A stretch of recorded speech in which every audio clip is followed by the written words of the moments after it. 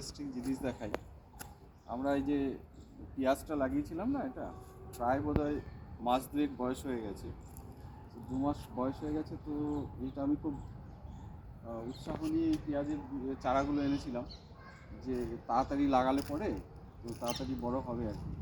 তো আজকে আমরা দেখি যে কীরকম হয়েছে পেঁয়াজগুলোর সাইজ। তো আমি এর মধ্যে থেকে বেছে বেছে কয়েকটা সব থেকে ভালো বড় হেলদি গাছ যেটা এখানে আছে দেখো। কিনবো আমি, ঠিক আছে? এটা এখান থেকে দেখো, আমি এখন তুলে দেখাই তোমাদের কীরকম হয়েছে।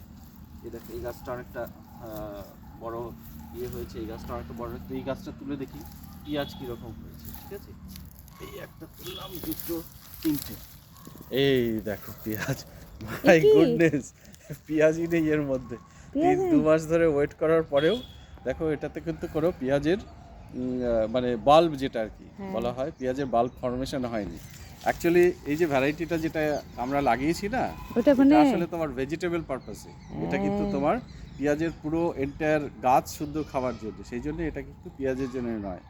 সেই জন্য পেঁয়াজ তুমি যদি ভেজিটেবল হিসেবে এন্টায়ার প্লান্টসটাকে খেতে চাও তাহলে এই ভ্যারাইটিটা লাগাতে হবে, যেটা আমরা এখানে লাগিয়েছি। এগুলোকে তুলে ফেলতে হবে এখন, আর তারপরে নতুন করে আবার অন্য পেঁয়াজও চারা যেটাতে বাল্ব হবে সেটা আমরা লাগাবো, ঠিক আছে?